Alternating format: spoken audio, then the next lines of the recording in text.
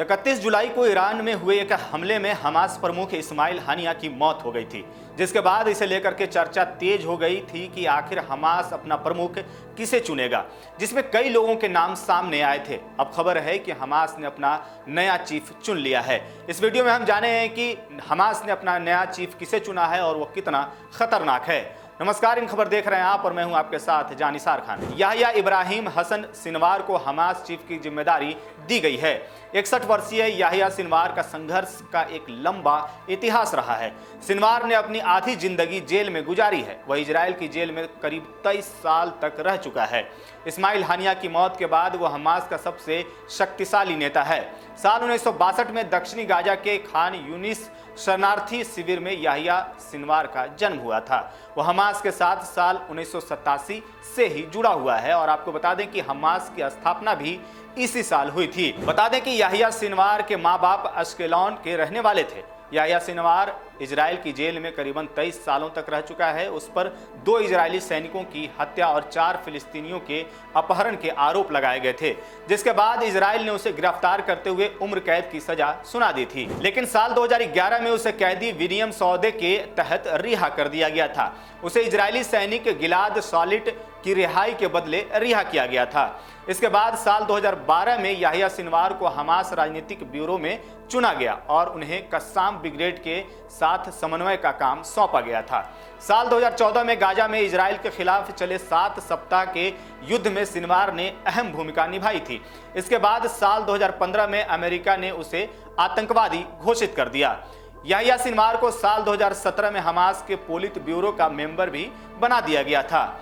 Yahya Sinwar को एक क्रूर व्यक्ति के रूप में माना जाता है। उसकी क्रूरता की कई कहानियां हैं। उसी में से एक कहानी यह है कि याह्या सिनवार ने इजराइल के लिए जासूसी करने के शक में एक व्यक्ति को उसके भाई के हाथों ही जिंदा दफन करवा दिया था। साल 2015 में याह्या सिनवार के आदेश पर हमास कमांडर महमूद इश्तवी को टॉर्चर कर उसकी जान ले ली गई थी। बता दें कि सिनवार को फिलिस्तीन का ओसामा बिन लादेन भी कहा जाता है। वो कई फिलिस्तीनियों की भी जान ले चुका है। दरअसल माना जाता है कि इजराइल को किसी प्रकार से मदद पहुंचाने वाले फिलिस्तीनियों को वो जिंदा नहीं छोड़ता है। कहा यह भी जाता है कि अगर कोई शख्स सिनवार की बात को ना कह रहा है तो वो अपनी जिंदगी को ना कह रहा है।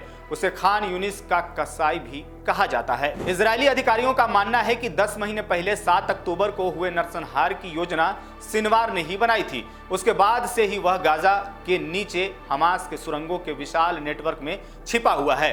अधिकारियों ने संकेत दिया है कि वह खान यूनिस या राफा के नीचे सुरंगों में कहीं है। 7 अक्टूबर के हमले के बाद आईडीएफ ने सिनवार को शैतान और चलता फिरता मरे हुए व्यक्ति के रूप में घोषित कर दिया था। इजराइल ने याह्या सिनवार को मारने के लिए अपना लक्ष्य बना रखा है।